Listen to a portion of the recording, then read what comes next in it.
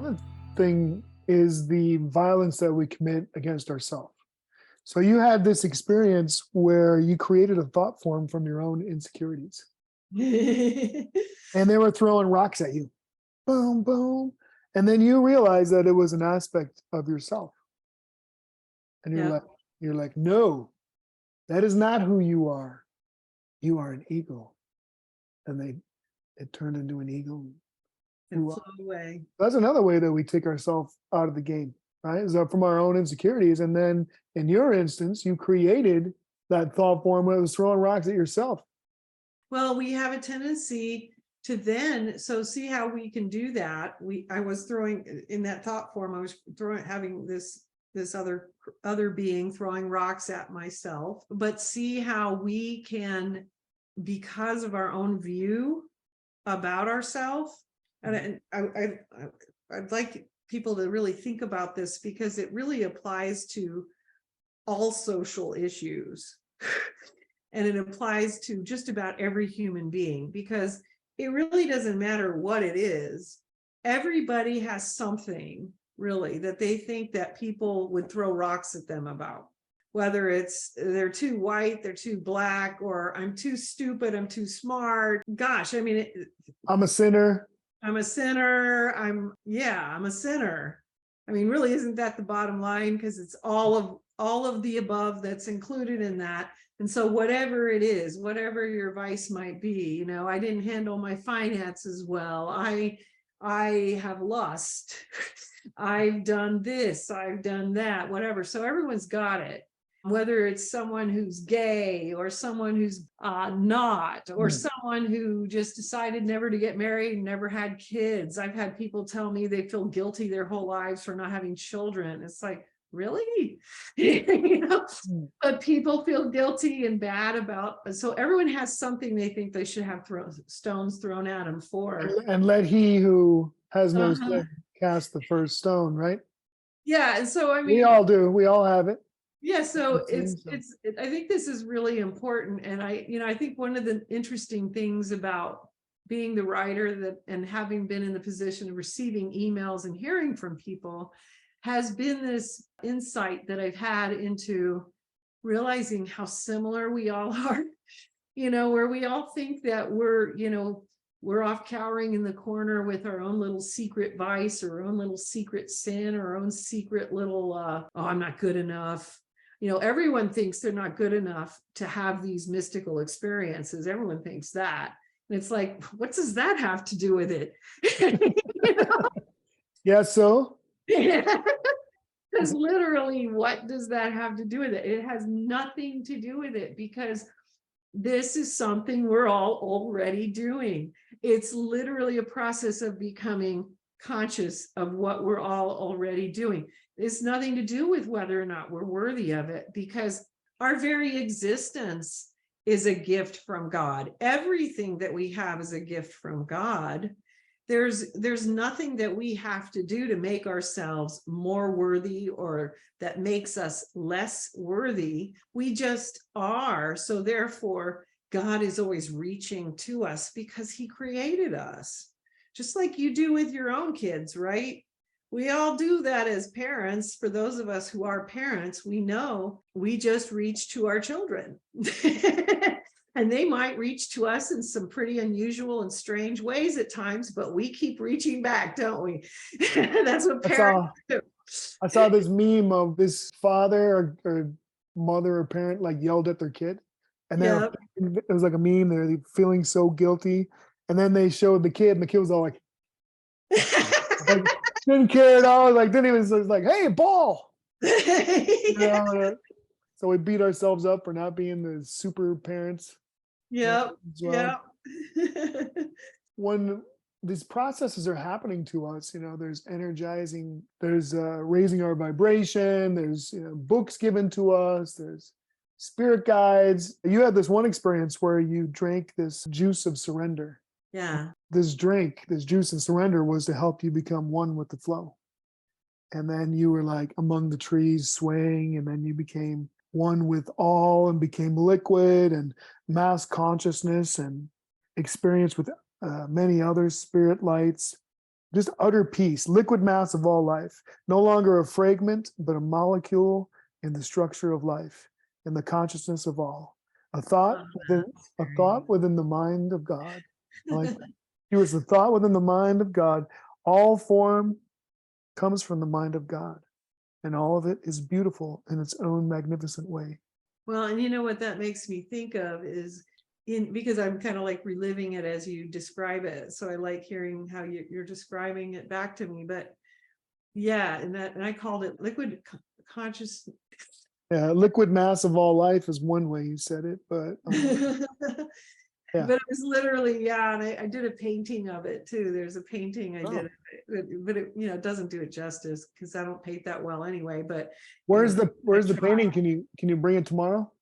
Sure, Yeah, yeah. show Yeah, us.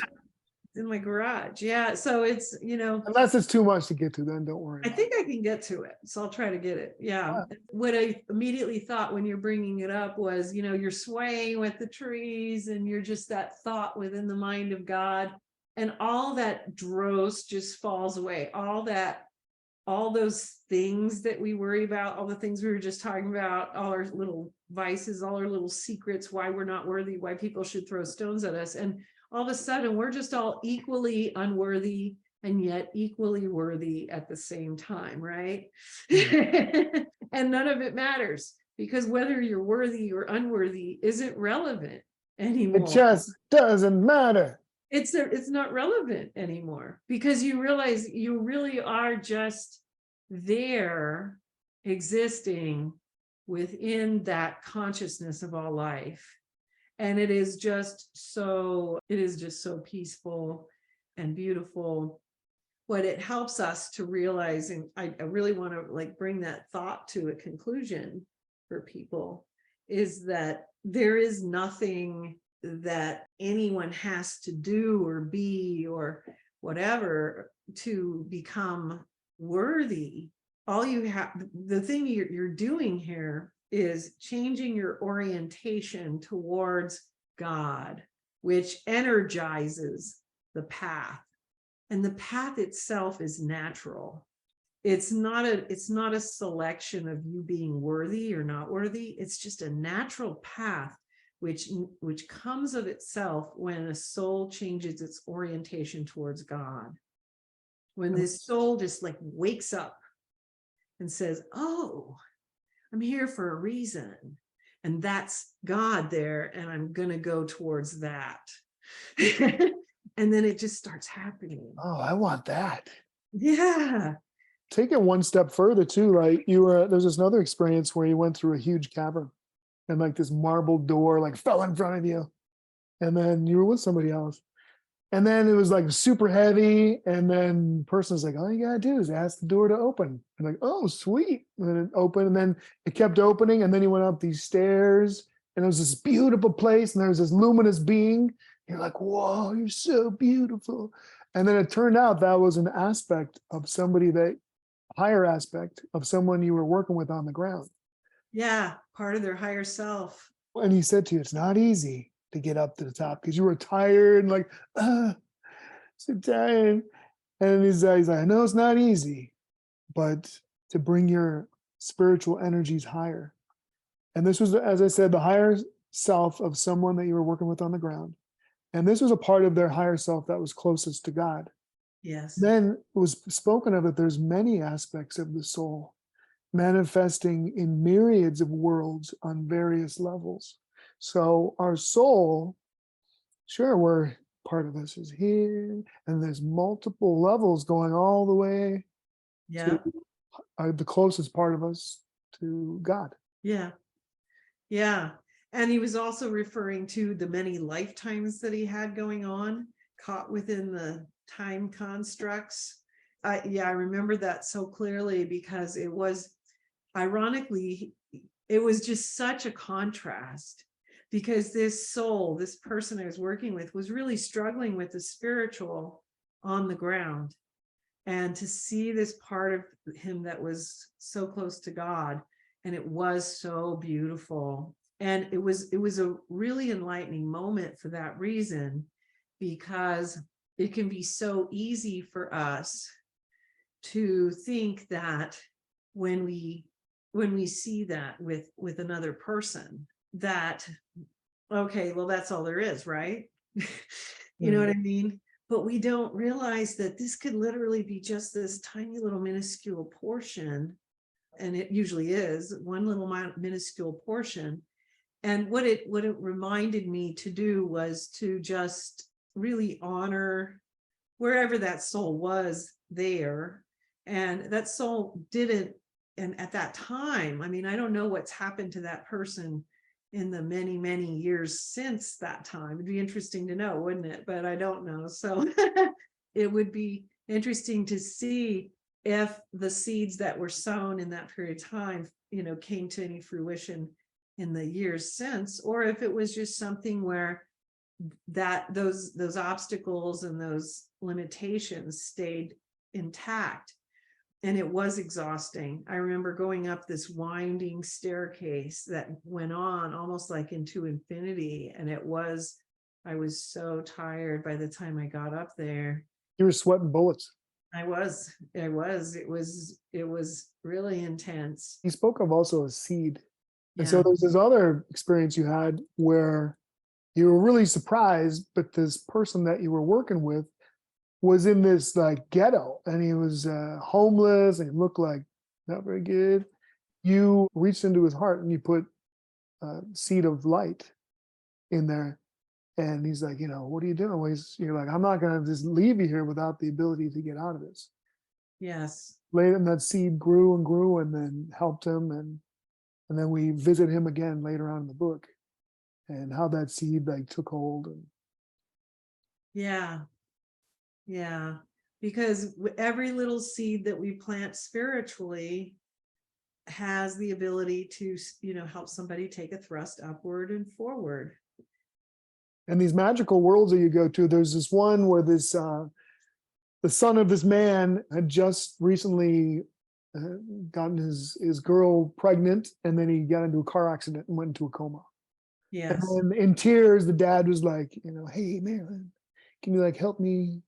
And so you went into like deep in the ocean, and you were like riding these dolphins, cruising around, and you came upon him, and he was just like frolicking and playing, and just in just total bliss and such. And you're like, hey, you know, your dad would like just let you know, because you didn't want to disturb like the beauty and stuff of what he was involved in, but just to let you know, your dad really loves you and misses you. And then you showed some images of, you know, the dad and stuff. And so he was like, okay. And so then he ended up coming back into his body because he was in a coma, right? Or coming back to consciousness. I think if I remember it correctly too, I showed him some of what could come to pass if he returned, you know, and how the future child that he would have, and that it was going to be a beautiful thing as well. But he did feel I remember the father very clearly, because the father was literally completely bowled over with pain in losing his son. And it was a beautiful thing that he came back. That was a really, really awesome experience to be a part of. There's a couple of words that, one thing is when you went there and the dolphins took you to this place, then there was a circle of love and joy that some angels created. And then you said, so it was an angelic kingdom. Yeah. And then there was something that was said, Itar or. Eder or is how Eder, Eder or. And what did that mean? Is that just like love and joy and angelic? Eder or, it was what I had to say in response, and I was never really told what the meaning of the words were, but it was what I had to say in receiving the wings. Oh, you received your wings. Oh yeah, you come forth for thy wings. And ethereal wings appeared. So that was an angelic kingdom. So that was separate from this dolphin story. That was the next one. Okay. Eder or, come forth for thy wings. Yeah. Mm-hmm. Yeah. And so I think it was one of those angelic language things, some of which there are some of those kinds of things that happen, especially in the initiations and the mysteries and rites of passage, where there are these language barriers at times where I don't always know what these things mean. But that was from that experience with bringing that son to come back to the living. And that was when I earned my wings. And what was interesting about that as well, I was also given, this is something that I felt was significant and still do, but I don't fully understand it. So this shows you how even over time, there are always these mysteries, So I was given, when I returned and told the father that his son was going to come back, he had me pick up this statue of Nefertiti that was it was a small statue of Nefertiti on the table. And there was these words that were spoken about Nefertiti's wings. And I thought that was so interesting when just in the past year, I released a book called The Aliens of the Redemption. Mm-hmm. And in that book, it starts out with this experience I had where Nefertiti came to me and was showing me that she had a specific cult during her time on Earth that is forgotten to history. And it was shown to me to be really profoundly holy. And I immediately remember waking, and this is, literally 30, 32, 35 years later after this experience.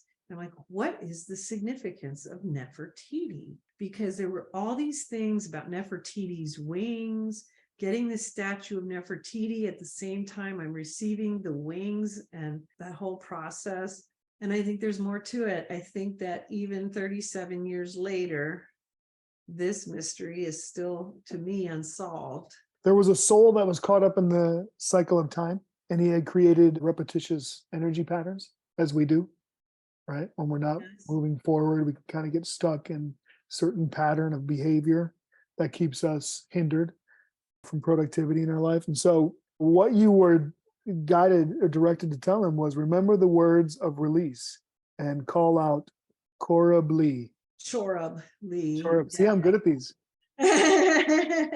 Chorab Lee. See, I tried to spell it like I thought it sounded, try to pronounce it right. So that's Chorab Lee, almost like cherubim. Mm-hmm. Yeah, Chorab. very much so. And then he pushed forward after saying those words in a direct line of energy, as opposed to the circular after saying those words or repeating it. Yes. And so, that was very much where a lot of times people don't realize that they can get caught up in doing the same thing over and over again. And I'm doing this with my hands in circles. And that was where we had to create an endpoint. So he would actually begin moving forward on a straight line instead of doing the same thing over and over again. That's pretty, that's self-explanatory, that we kind of get caught in patterns. And if we can become aware of that, I'm in a pattern right now. Oh, I'm aware that I'm in a pattern. Oh, I can choose to not be in a pattern. And yes. Yes, very much. Yeah. And sometimes it's hard for us to recognize when we're in patterns. But again, this is part of discernment, and we become more sensitive to recognizing those patterns as we learn to discern more. We go through these journeys. Some are really woo, this is great. And then there's some that are darker, and it's wait, what happened to that great stuff? That was really, that was beautiful and amazing. So Chief Joseph saw this train going by filled with those who are dead to the spirit. Mm-hmm. And cries of these lost souls were humbling and horrid. They seek the dead side. Their moans and cries for help hurt his soul terribly. He could feel all their pain, although it had been self-inflicted, because they had chosen death. And then it was asked to Chief Joseph, why do you seek to maintain death? And a large entity covered his mouth. And he's they couldn't breathe. Then he realized that he doesn't have to breathe in the spirit world. In rage, he said, as long as I am, no one will violate my life. So to become dead, you must become complacent in thought, acting on impulse without regard to the harm you cause or reason or higher purpose. Again, in the name of the Spirit, I demand that you leave my presence. I choose life. Parentheses, by not choosing life, we choose death. In the name of the Spirit, I demand that you leave our presence. And the angel of ascension was with him. That's kind of some dark imagery that I'd like to make into a movie. Well, that was a turning point because that was the beginning of Chief Joseph's entry into my journey. And it was part of his afterlife journey that he was showing to me. And it was a real turning point in his journey because he was having to realize that he could go either way. And he had to make that sudden proclamation right then and there. And I thought it was just so amazing and beautiful to see the angel of ascension standing right next to him just as soon as he chose, as soon as he made that proclamation and made that decision. Because up until that moment, he could have gone on that train and gone the other direction. And if you think about Chief Joseph and the life he led, he could have just as easily become a lost soul, angered and despairing in the horrible things that he went through in his life. But he chose life. He chose going forward, not backward. And there again, another part of our discernment here, creation, destruction, going forward versus going backwards. This is another part of it, because going forward is going towards life, going backward is always going towards death. Another point of discernment. Or living in the past, or holding on to things from the past. One of the things from Chief Joseph is a past love that he had. And she's like, what's in the past it's dead. You continue to hold on to it. Our love will last forever. That's fine. But I'm gone. I'm never coming back in this lifetime. But you continue to hold on to that. No one even knows that you're doing that. And it's thwarting your evolution by holding on to dead things. It's a dead love. Yes. And then this priest, Catholic priest, came up, Daniel Pierce. Before the slaughter of Native American tribal cultures, the Catholic priests would show up first. It seemed. Right. When Daniel Pierce, the Catholic priest, showed up to Chief Joseph felt very uncomfortable. Like, oh, if you look comfortable, because he had taken the life of Daniel Pierce. Yes. Mm-hmm. Just as when the people came, they took many of the lives of Chief Joseph's brothers and sisters and mothers and children of the tribal people. Right. And what was interesting was they were like brothers in a way, right? And then all of a sudden his ex that he was so in love with became Daniel Pierce. They were the same soul. Yeah.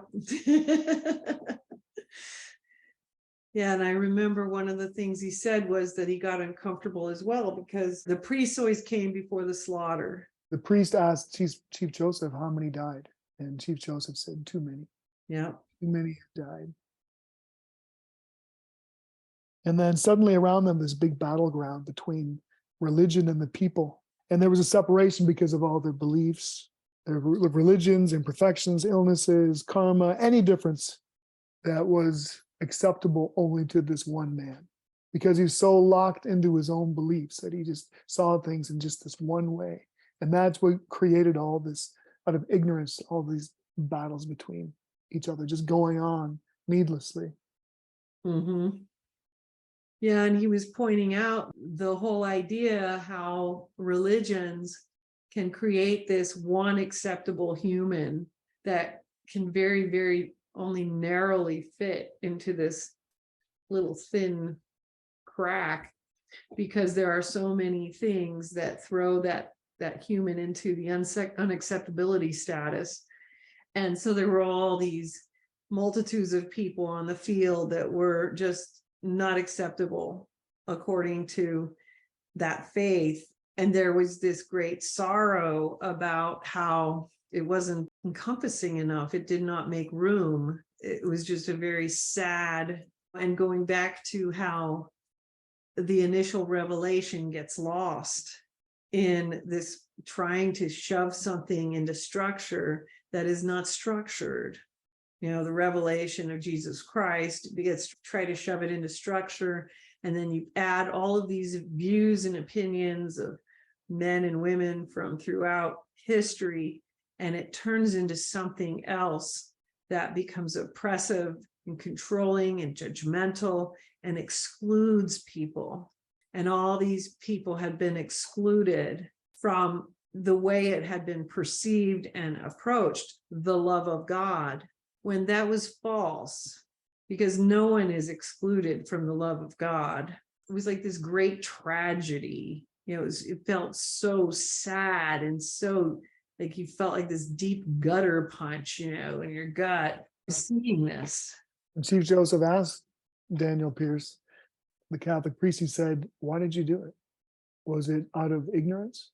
And Daniel Pierce said, "I wish I could claim ignorance, but I did not question. I followed, and following, I denied life." So he knew they'd come in and then there'd be a slaughter after, but he didn't question. So he couldn't claim ignorance. And then we talk about ignorance, like sometimes we're protected for a while because of our Yeah. ignorance, for a while, until we become aware, right? Right. And then it's on us. Yes.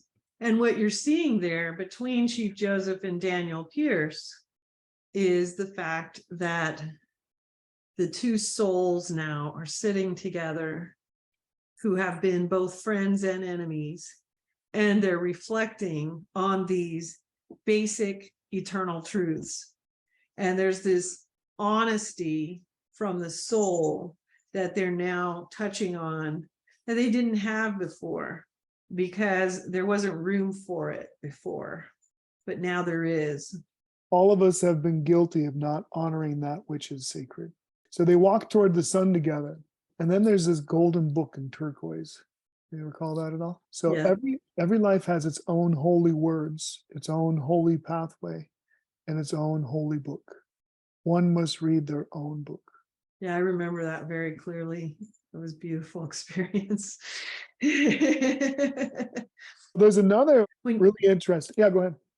I was just going to say, think about that when you just look at how many ancient sacred texts we actually have, and I could show you all my libraries here. Think about that there is an ancient sacred text that describes what each and every human soul's life is intended to be. And how amazing is that? How awesome is that? And if you think about, it was also said in the book somewhere, and I'll paraphrase, but when someone who's an initiate or someone who really tries to follow the truth is scarcely on target on the path, where a lukewarm soul gets it for a little bit and then loses it and then has it again and then like, where'd it go?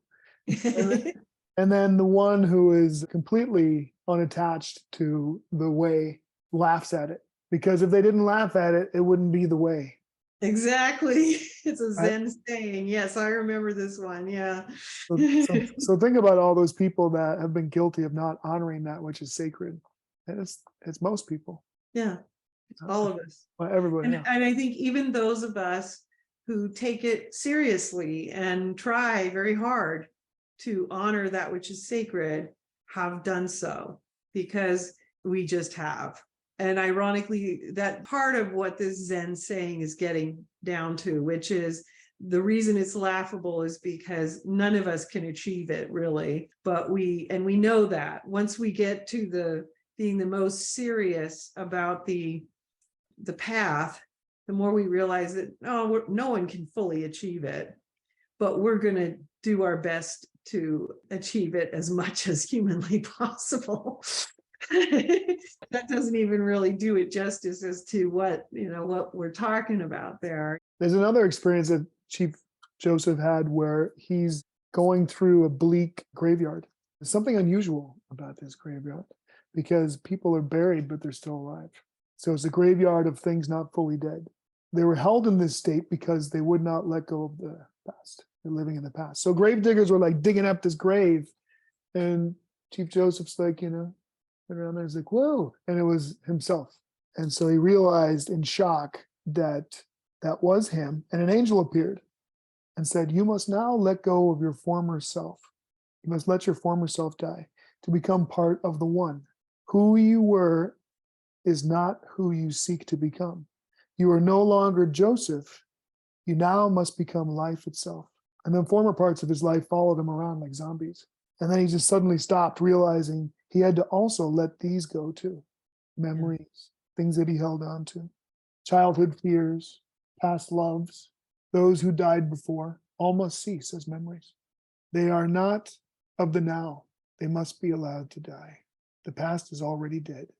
If it doesn't die with you, within you, it grasps onto you and keeps you from living. So another part of the process as we go. I'm kind of going through that this week as I've been going through your book. Just how often I will have thoughts of the past or something, and I'll just feel guilty, like, oh, I harmed this person, and I've asked for forgiveness and repentance, but that's one way that I've taken myself out of the game, is just living with things from the past and feeling like, oh, there's that one thing that I repented over 1,000 times. I should feel really guilty and unworthy right now. And again, after reading this out loud, I'm kind of doing the same thing. I'm in that graveyard in a way. And Well, it's interesting that you bring it up, because it just reminds me of how guilty I still am of doing that. It's a very difficult thing to put into practice. Well, and different people handle things differently than others, but definitely second guessing decisions you've already made, things that you can't undo, but yet you're always second guessing questions. And there is a limbo that we kind of thrust ourselves into by doing that. And there is a limit to how much we can do in terms of, we can offer our apologies and we can offer our sincere repentance, but holding on to what's already been done without some type of purpose for it can be very, very, you literally are just holding yourself backwards. But we all do it, don't we? You know what I mean? To some extent. And so I think as you were reading that, it reminds me, because it takes me back, reminds me of how hard it is to actually live that. And especially too, the longer we've lived, because the older we are, the harder it comes to let go of those past memories. And, the older you are, if you're a contemplative type of soul, you're going to think more on decisions you've made and people you've hurt. You do that. But there is a line that we have to create between wasted energy, and moving forward and using that energy for something more constructive. Certainly feeling bad all the time doesn't do anything for anybody, right? yeah, absolutely. And like the last thing on that is, life can cease movement when it holds on to dead things. And so it also is spoken of the past being dead. Then it means it's not creative if it's dead and we're going backwards. We're not going towards the light if we're focusing on the past. Right. Now, again, we have like a little hostage situation you went into with 25 hostages. They're trying to make a statement about conditions in their country by taking hostages, of course. Yeah. I mean, obviously, that's what but it was interesting because there was this guy wearing a John Lennon shirt, and you started belting out Imagine. Yeah. But then you brought up that, no, John Lennon, when he was murdered 10 years ago, and they're like, what? Because he wasn't murdered in that parallel reality. Exactly. So that's really interesting that there was a parallel reality that you're in now. Can you speak on that a little bit? Oh, yeah. So, I'm pointing out to the guys that John Lennon was murdered by a gun, and it was interesting that they were all using guns in their amazing statement about situations in their country. And they were very angry that I would even insinuate that, because in their reality, John Lennon was still alive. And that's when I realized I was in a parallel reality. And that was interesting, to find that. What happened in that situation, though, was, despite a lot of fighting back against what I was trying to do with these people, they did eventually realize that they regretted the mode of how they wanted to present their message. They wanted to diffuse the hostage situation, but it was already kind of too late, in the sense that they were trying to turn themselves in, but they did die in a hail of bullets. But I spoke about how there is a cause and effect, and that it was still better that they died having changed their decision and that they had decided they were going to do it better and that they didn't hurt anybody. It would have obviously been better had they changed the decision before they ever took anybody hostage. But this is a good opportunity to talk about how doing anything destructive, taking people hostage, hurting other people, killing people is not a good way to get messages across. All that does is create more evil in the world. You are depriving other people of their right to life. And that is an immediate eternal violation. And you're already just in the spiral that comes along with that. There is nothing good that comes from evil. It's just, yes, after the fact, can God bring good from evil? Yes. But there is nothing good that actually comes from evil itself. It is only people who choose to do things that are creative after things that have already transpired, and they do things that are creative and make beautiful things out of it, creating something beautiful for God by taking the evil of people dying on the streets and turning the streets of Calcutta into this beautiful land of charitable love, where people died very differently as a result of what she did. You helped them change their perceptions before they died. Yeah. died. And so, Chief Joseph appeared to you after that, and you were in tears because they had lost their life. And he's like, all right, good work. And you're like, what? Yeah. They were all killed. 19 of them lost their lives. And he's like, well, they have finished the program. But you have done everything you can. You help them change their perceptions. But what he said was, it's always better to realize truth in our mortal state than to awaken to it after death. Yes. And what say you? Well, it's always better because there is something and there's something mysterious about it as well. There is something important about us becoming awake in this physical vessel. It's interesting. I remember having a conversation via email with Dr. Rudy Shield, who's that astrophysicist from Harvard, who spoke about how they had started realizing that everything in astrophysics was leading to this whole thing of consciousness realizing itself, and that everything, all these particles and stuff, was all leading towards physical life, and then consciousness realizing itself through physical life. And he also talked about how you could see this moral law written into quantum physics, which I thought was fascinating. And I wrote an article about that. We got it as a chapter in one of my books, Out of Body Travel and Mysticism. He talked about that. And in what I've seen in the mystical as well, and this is what Chief Joseph was speaking to, is that there is something very deeply important about a soul realizing truth in the conscious waking state physically.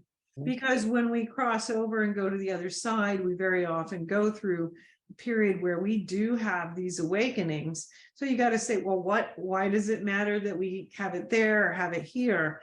We have to incarnate it. We have to bring heaven to earth. There is something about embodying it in its totality. And so we have to bring it to physical consciousness. And so a lot of what I would see in these alterations was that it was more important that someone have an awareness, a realization, than whether or not they survived whatever act they were in the middle of committing or doing. And, there were only a few of these situations like this where people really did die en masse or whatever. Most of the time they weren't situations like that, but it was more important that they changed their mind. I mean, I remember it happening in this situation. It happened in a situation with a gang member who had to leave the gang, knowing that he might not end up living very long as a result. And he did end up getting murdered by the gang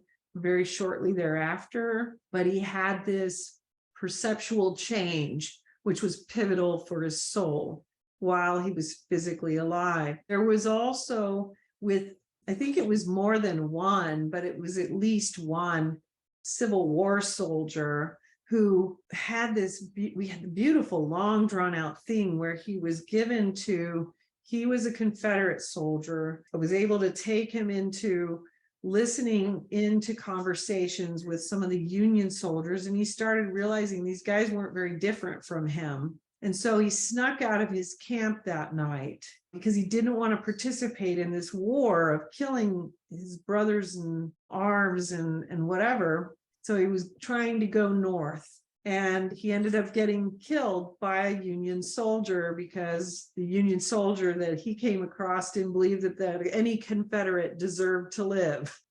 But he'd had that perceptual change before he died. The Union soldier, as you put it, didn't know his heart. The Union soldier did not know his heart, yes. And so these were some of these instances where people had these perceptual changes, but they still died. But them dying was not the important event. The perceptual change was more important than anything, because it is those moments of awakening to the next level of understanding that are so important to the soul. That's what brings us ever closer and closer to God. So let me say this then. During one of those Civil War experiences that you had, you were speaking to some of the people about people they've lost. But what you said was, don't worry about the ones that have passed on, because they are in their unlimited selves now and they are doing fine. Let's focus on the now right here. So what's the difference if somebody on the ground there has that breakthrough about realizing the futility of war, as opposed to one of the brothers that passed away and were in their unlimited selves and didn't learn that lesson? It remains more of an unconscious thing, that they were just as staunch and structured and stubborn in whatever their biases, whatever their views might have been. That, what we are always trying to do in the spiritual when we are in the physical body is to become capable of understanding more and more within the one vessel. And, when you go through the whole ritual passage, the initiations, the rites, one of the things that happens is all of your past lifetimes come in through your higher self, and the knowledge of those lifetimes comes into you. Whatever information you've gained from those lifetimes comes into you. And part of the purpose of that is that we want to have this ability to see through many, many different eyes, not just through this one little limited, tiny point of view. So the more that a soul does not awaken to this perceptual shift, the more tiny they are, the more isolated they are, the further away from oneness they are, the further away they are from understanding, which is trying to understand their fellow human beings and understanding. There are so many things that we see in our world that could easily be resolved if more souls were able to compassionate and try to understand that our individual views are not the only view, and that it's actually a gift to be able to see through the eyes of others, and that it's a good thing to be able to do that, even if you disagree with whatever their conclusions might be, but to be able to do that. What you're trying to do, you're becoming more of a multiplicity, rather than just this one tiny little dot of existence that has this one little viewpoint that's very limited and very shallow, and it has a limited ability to then go beyond itself. As soon as that soul starts taking on a perceptual shift here, then it starts widening, getting bigger. And then you start bringing in these remembrances of your other lifetimes. It gets bigger. And then you start becoming able to put yourselves in other people's shoes. You're able to have compassion. You're able to understand where other people might be coming from, even if you may not necessarily always agree with them, you can understand them. This is very important in the spiritual understanding and awakening. And it's simply because in the end, we are all a divided unity. We are all one and the same thing. And so all these parts and parcels are parts of ourselves that we're all trying to understand. And so this ability to understand one another really does come back to understanding ourselves as well, because we cannot understand ourselves if we cannot understand others, because others are ourselves. I was having a hard time a little bit with having compassion. I got this beautiful tonka above my bed where I sleep. It's Valakitesvara. It's hand painted. It's really beautiful. The spirit of compassion, right? So I was having a hard time with people that were making bad choices, that were ignorant, right? There was a great quote that you had, is like, love people not despite their ignorance, but because of their innocence. Because I was really having a hard time with that. Because like, wow, why'd you make those choices? That's so dumb. Yeah, we're ignorant. We're all ignorant in some way. But it was like, I wasn't going that next step of, there's a certain innocence in that ignorance. And, love the innocence. And it's like, oh, I can do that. Because I was never going to be able to love the ignorance. Like, that's so dumb. I love it. There's a great quote here from Paramahansa Yogananda. The divine physician is keeping you in the hospital of earthly delusion until your disease of desire for material things is cured. He will then let you go home. You had this life where you were racist. Mm-hmm. You had another life where you were pro-war. Yeah. And I believe he must have been hanging out with Chief Joseph again, because this is like Chief Joseph period. But he said, like, if you can violate life in these lifetimes and not be aware of it, because you weren't. Because it was just like you were back there and it was like, oh, there's Black people who have the first car. And it's like, oh, that's not right. And then another one where it had to do with, I think, the Civil War. Of course, we got to fight for the right, and you were pro-war. And so if you can violate life in these lifetimes and not be aware of it, is it possible you could be violating life in this lifetime without knowing it? So I think that, we kind of take things, it's almost like a fish being in water, right?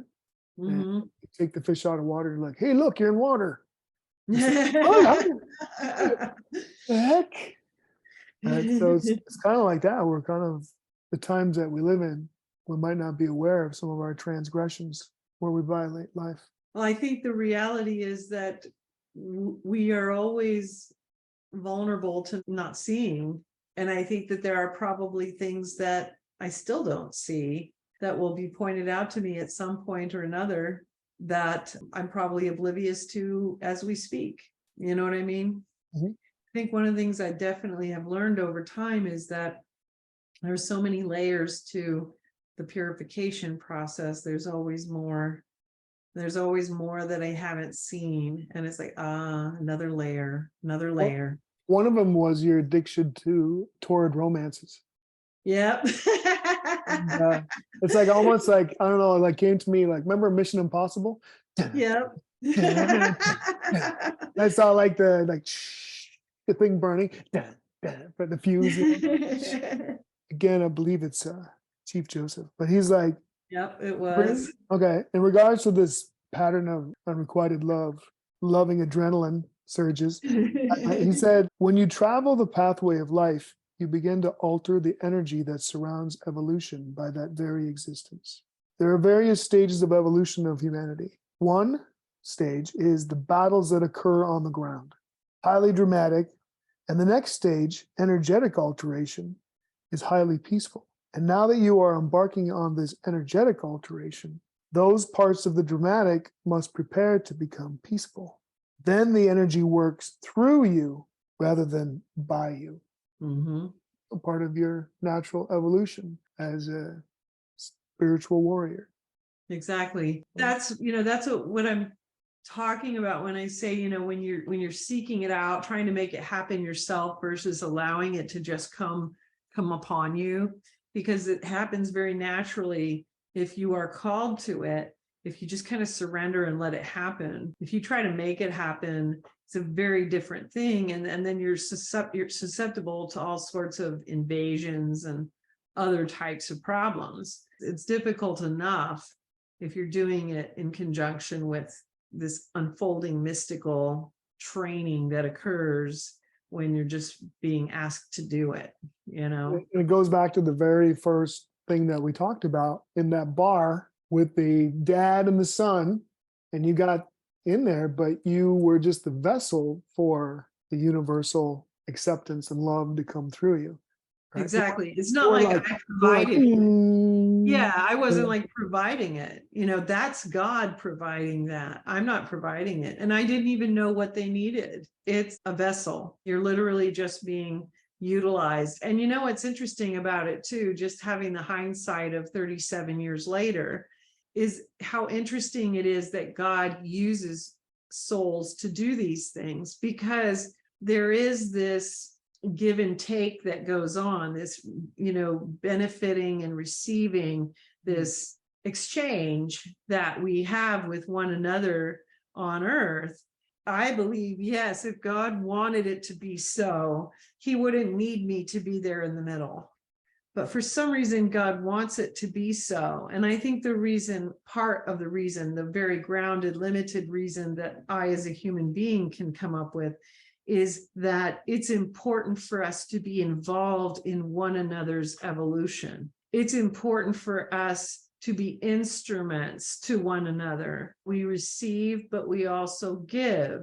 But in the real bottom line reality, this is where we can all be very ultimately quite humble, because we're not doing anything except receiving and being open and receptive to do what it is we are instructed to be a vehicle for. But God, for some reason, has ordained that this is the way it needs to happen. And I believe that this is in part because it is really important for all of us to be a part of evolution in progress for everyone, not just ourselves, because this does change our journey too. By understanding the journey of others, it completely alters our own. And it's so important, because otherwise I think we could become very, very self-focused, and we wouldn't have this expanded understanding and this view. I remember very clearly a few times I was told it's not your job to be understood, but to be understanding. Then it's important for us to learn how to understand others, and to understand that we don't understand everything, and that other people go through experiences that we don't always understand right off the bat. This humility that's required of our humanity, to love one another and have compassion for one another, and try to be vessels for one another of love and compassion during this journey we all take. And that without that bigger picture, I think that so much would be lost of the spiritual journey. Looking at ourselves alone, I don't know if you can see where I'm going with that, but we would become very self-centered. And I think that's part of the reason God does it differently than we might think. I get that. It's part of our own evolution in helping others who are really ourselves. Lakesh, you are another me, when working with other aspects of ourselves, really, which is everything. Right. But you know, we think we're helping them, but in reality, who's helping who? And God's helping. God's helping. God's like, oh, you want to evolve? Okay. Help other evolve. Well, a master teacher once told me, and you've heard this and you've heard me say it too, but if you want to know about something, you read a book. If you want to get deeper into it, then you write something and write about it. But if you really want to master something, then you teach it, right? So really doing this kind of work is being like a teacher in a way, right? Helping to de-energize and and then we're understanding too, as we're bringing understanding to other people through God coming through us, then we get to understand that too, because we're actually getting to put it into practice. Yeah. Mm-hmm. Now there was above a starship. So you're in this spaceship and you can see the auric field of the Earth and the former Earth, and it's a triangular grid. It surrounds the planet to keep it in balance energetically. The negative currents still struck at the field, but were kept in check and harmony by the grid. But the grid now is a complete electrical distortion as energy blitzes out in every direction like thousands of lightning bolts in different directions. And then falling away in one corner of the planet, the triangular part of the grid was dissipating from the energetic imbalances of mankind's thoughts and deeds. And Chief Joseph is with you, and he said, it's sad. Death to the ways of life, death to the spirit is what has happened. And then you ask, is this our future? Chief Joseph said, it depends on you and me, all of us. Walk the pathway. Life will beget a new earth. And then you soared to Venus, and you got some white light of love from Venus and returned and distributed the energy along the entire auric field of the Earth, pulling the grid haphazardly into shape, incomplete, but would give the Earth more time. And then went on to say, one person really does make a difference. One person carrying on a planet is all it takes. Caring is powerful. If one person asked that it be saved, that place may be saved for that one caring soul. If you care, just you, that might be enough to pull it off. Caring brings clarity, and clarity will balance the earth. Then it will radiate a beautiful green, blue, and gold throughout the universe. Let's do that. Let's do it. What's cool about that and remembering that is that, so many people think that they're so helpless. But one of the things I have seen over and over and over again is how powerful each and every individual soul who cares can be. It's so hard to really capture it in words, to be honest with you.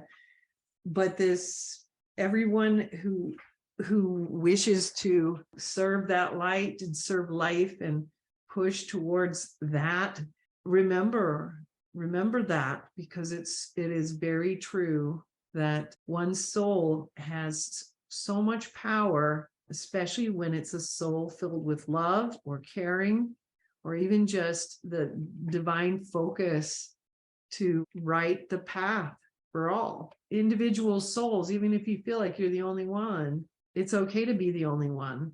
You may be the only one. If you're the only one, if we've got one, that's good. Yeah, it's a good place to start. Yeah, we all feel like it's just not enough, but you'd be so surprised how much can be accomplished with one caring soul, one soul who is in it to win it for God.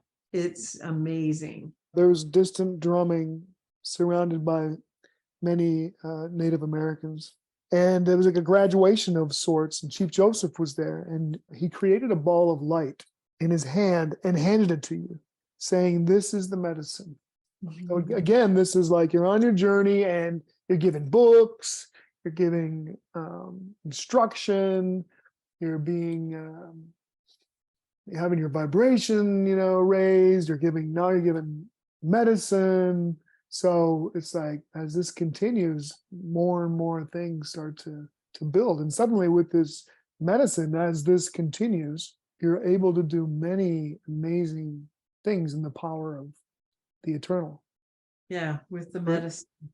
So speak to that a little bit, if you would.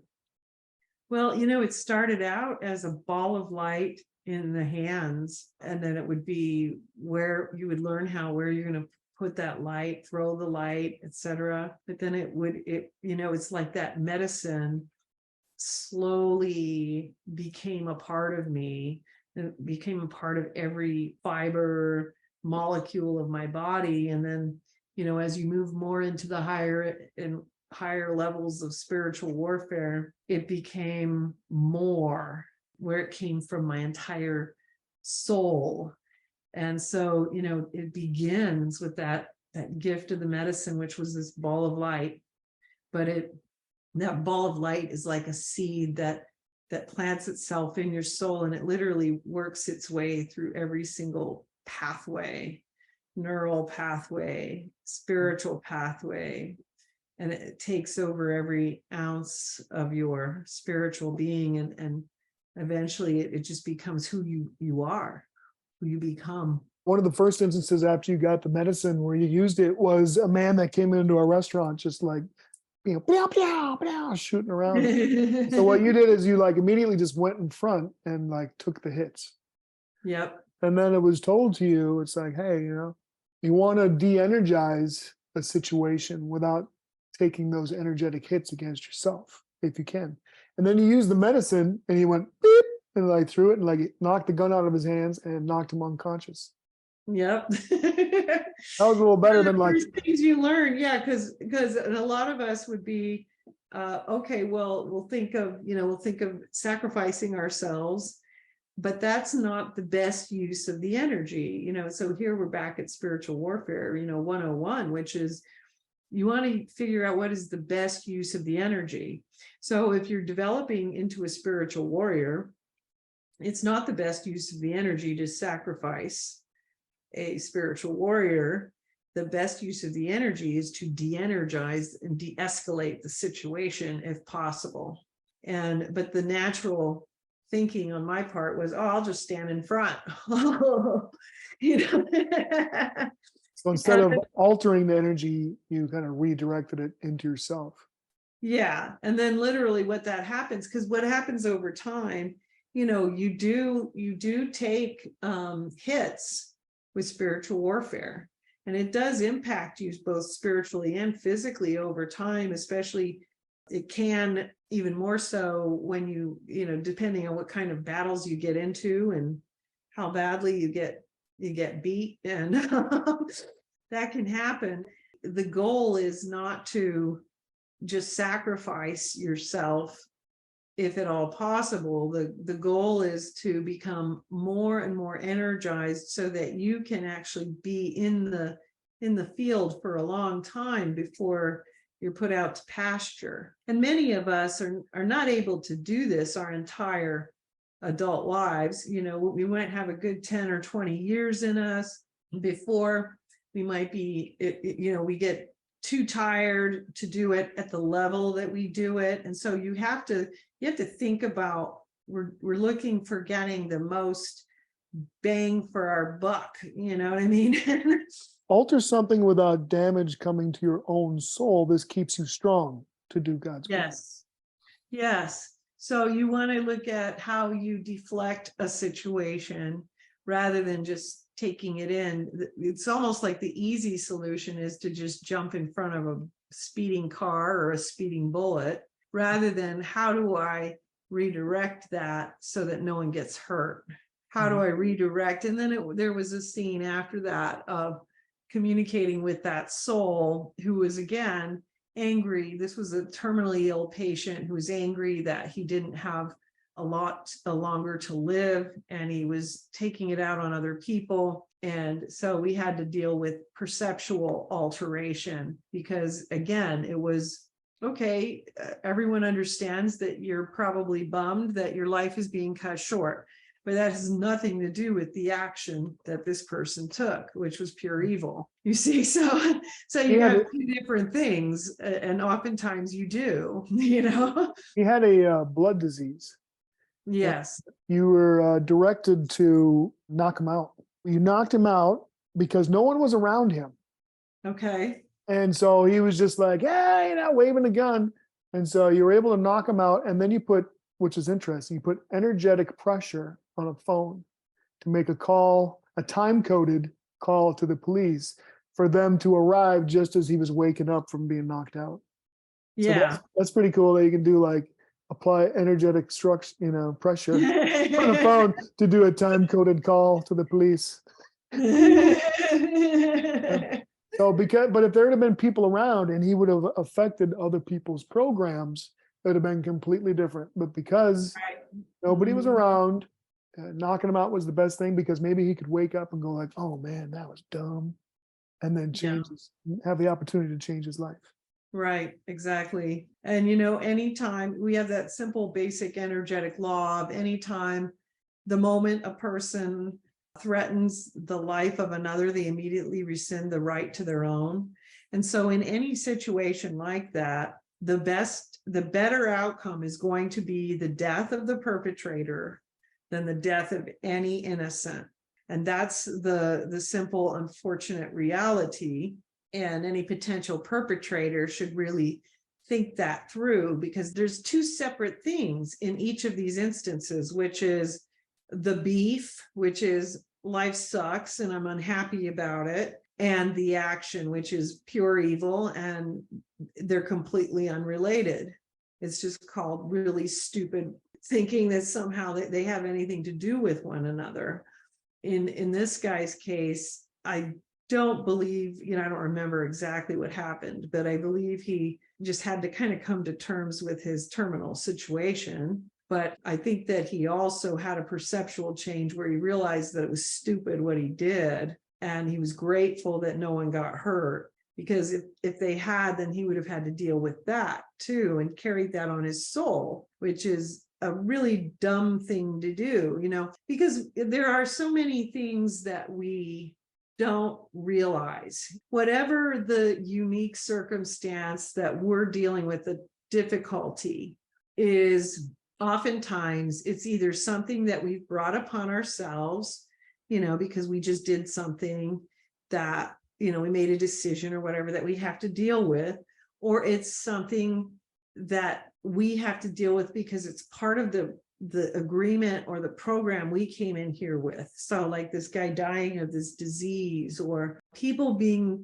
in situations in countries that are very unique and oppressive or whatever. These are karmic circumstances that are part of their program. And so they're going to have to deal with that. And that's actually part of what they came in to experience, whether it's to overcome it, who knows? You know what I mean? There's so many different things. The idea that somehow you're going to avoid the lesson of the circumstances that were chosen, that you chose, or were chosen for you for this life experience by literally adding all kinds of evil karma to your list, doesn't make sense to, I think, most people. Most people get that. You're just adding bad karma that you now have all kinds of more stuff you have to take care of now, not to mention the reality of all of that, because there's a reality to it. It's not just like, oh, this is bad karma. There's a reality to it, of things that have actually come to pass as a result of these actions. So you have to focus on the circumstance, not how do I make everyone care, because that doesn't help you. Trying to make some kind of public statement about this circumstance. I don't know what's happened in our society in the last 10, 15 years where everyone thinks they have to make a public statement about their own unique circumstances, but it doesn't do any good for anybody. It usually does a lot of really serious harm. So what people have to start doing is figuring out, well, what kinds of creative, constructive things can I bring out of this scenario that I have, whatever it is, and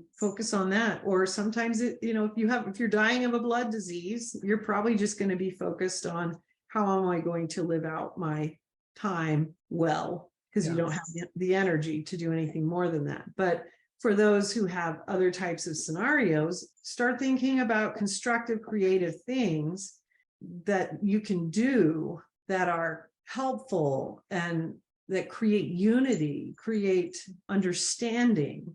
Do things like that. Stop creating more rage and anger and hatred and stupid things. And this is where, I think we can agree on the word stupid. That, yeah, there are stupid things we can do. We've all done them, but it's really stupid to do violent acts. And unfortunately, I have seen a lot of that in the alteration experiences, a lot of these violent type things where a lot of times people who go into those scenarios don't come out very well. Yeah. Have you ever seen the show Survivor? I did, but it was a long time ago. Okay. So Like, me and Laura have watched a few episodes lately, but it's like some people, when they get voted off, yeah. they're like, heck with you guys, and then some are like, hey, everybody, good work and good luck. So it's kind of like in life, when you're like about to die, like in this case, this guy was bitter. So at the end, he's like, oh, I'm gonna get a gun. It's like, no, you should have just been like, okay, thanks, good luck to everybody, and you don't want to leave on a bad note where it's like anchoring down your soul. Exactly. Yeah. Like, And there yeah, is this misunderstanding too in this particular guy's case, where to be so angry about it, you have to believe that there's nothing more coming, because we are just transitioning to the next level, another level of existence in life. And so to be so angry about it kind of denotes perhaps some kind of interesting belief about the end really being the total end, not realizing you're going into another phase, a different level of development. I think that definitely plays into it as well, for sure. Waking up into a different reality. Yeah, definitely. If you don't believe that there is something after this life, and you really believe that, then you're probably more likely to get angry about death than if you either believe or know that there is. In my case, I'm very blessed in that regard, that I've had all these experiences, because I really don't doubt that, okay, well, yes, you're just opening another door. Of course, I do have my moments where I worry about, gosh, I hope I did okay. Don't want to go down. Probably okay. 50-50. Yeah. Going back to the medicine, it was told to you that in receiving the medicine, you are receiving the knowledge. And then also, you are life itself with the medicine, no longer Marilynn. And then you entered the realms of energetic alteration, but continued to get information for the people you were working with on the ground.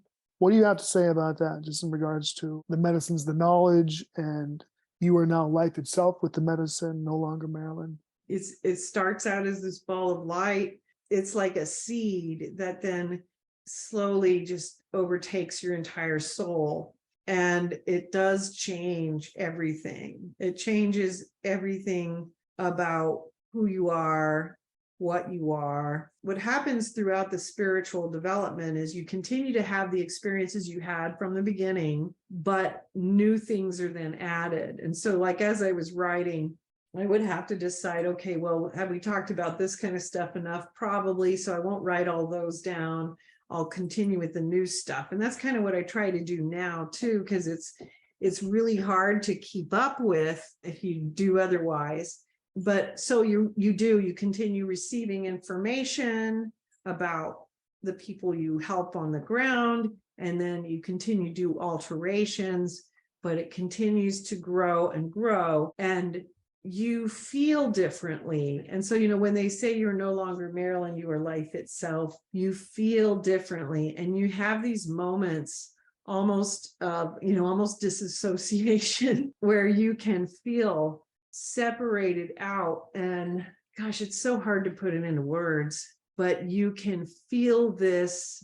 It's like you could connect to any aspect of life and fully understand it, fully experience it in that moment, that second, that however long. And then you could move just as quickly and easily from that to another, depending on whatever the need might be to do so. And, we talked about swaying with the trees, and then, going into the ground and coming out through the grass, and being in the clouds and all these things, you really do experience this wide expanse of what life itself becomes, where you enter into it and move through it.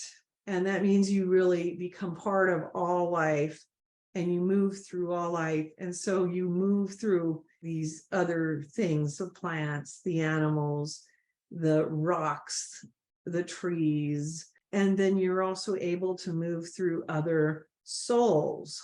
And you're able to do that with a certain, it's like a detachment, but yet also a very sincere intimacy, where you could really, really feel things from the way that they feel them. And when you become life itself, I remember years later, literally probably 20 years later, when I had this experience of being in the throne room of God, and I got to experience how God was moving through literally millions of souls' lives and making these minute adjustments in every life. And he was aware of every single life. And it was just amazing to experience and watch. There is this sense of that as you become life itself, where you become aware of every living, breathing thing, and even those things which are inanimate. It's like you can peer through any window. And what is the benefit of that? It really removes the judgment, because you have this real understanding that you don't have any other way, because you do experience things from the standpoint of these souls. So by doing that, you develop a great deal more compassion, you lose a lot of your judgmentalness, and things just become easier for you to understand. And as you're able to understand them more, you become better and more equipped to respond appropriately, because those things that keep us from understanding one another are kind of removed. I remember I had a doctor, a physical therapist years ago, who said, I wish we had a machine where my patients could just touch it and I could touch it and then I could feel what they feel. But that's kind of what this is. You know, we feel it and we understand it. We understand it as they understand it. But at the same simultaneous moment, we understand it as God understands it. So we can have this full spectrum of knowledge of exactly how they feel and why they feel the way they feel. Why are they so defeated in this? But also how God views it. And what is the remedy according to God? What is the next thing that needs to happen for them that we can provide energetically that will push them in that other direction? And ironically here, you know, this is so important, because so many people, when they think of spiritual warfare, they don't think of this sort of thing, do they? They're thinking of this, you know, oh, I'm going to battle the demons. You know? That's coming up. And that's coming, you know, that is coming. But they don't realize that before you ever get to that, there is all of these subtleties, which without, you can never really be prepared for that. Because all of these things you have to understand first, and you have to be able to have that sensitivity and becoming life itself, detaching from being, you know, so attached to my separate identity being so important. Who cares? You know? Right, exactly. But, you know, you were mentioning something earlier that I thought I'd bring up here, which I think is important, because we forget this as well. When you're thinking about an identity, let's look at like the ancient sacred texts. We talked about that earlier, and how these ancient sacred texts are these last words, these last instructions that were left behind by souls who went further, went beyond this realm, and, you know, kind of graduated from here. We also know that a lot of these souls put these words down, and, you know, maybe we have a name. Okay, so like, let's say, for instance, let me just use Maitreya Karya Sangha, who's, one of these great writers in the Buddhist line. And he's got one of these great ancient sacred texts. We've got this name, but do we really know anything, really? We don't know what he looks like. We don't know anything about him. As far as we're concerned, isn't that the case with almost all of these ancient texts, most of them? Even if you look at, let's say, Black Elk, let's say take Black Elk, and we have actual photographs of him. That's all we have. We have his writings. We have the biography from John Mehart, and we have a photograph here or there. Some of the saints, we have some pictures, paintings that were done of them. We have their writings, but we have an unembodied personality there. Because why? Because who they were as an individual person didn't matter, doesn't matter, and will never matter. Just as who Marilynn Hughes is doesn't matter. It's just a dumb name. You know what I mean? None of these things matter. It's the content of whatever they left behind that will or will not propel souls forward to where they went. But it sure matters to us in this lifetime, who we are, what we do. Like that encompasses 99.9% of people's waking life, it seems. Very true. How many of us are ever remembered, in I don't know, 5 years, 10 years? Mm-hmm. So it really is a vain search, a vain seeking, because even some of the greatest souls that have lived, we have an unembodied knowledge of them. We know they exist. We know very little about them. Some of the most famous people that ever existed, and the most important people, the ones who left their writings behind in ancient sacred texts to give us guidance to where we all need to go. Most of them, we have very little about them. And it doesn't matter, because it doesn't matter, because it's an unembodied knowledge. So none of these things matter. What matters is the way.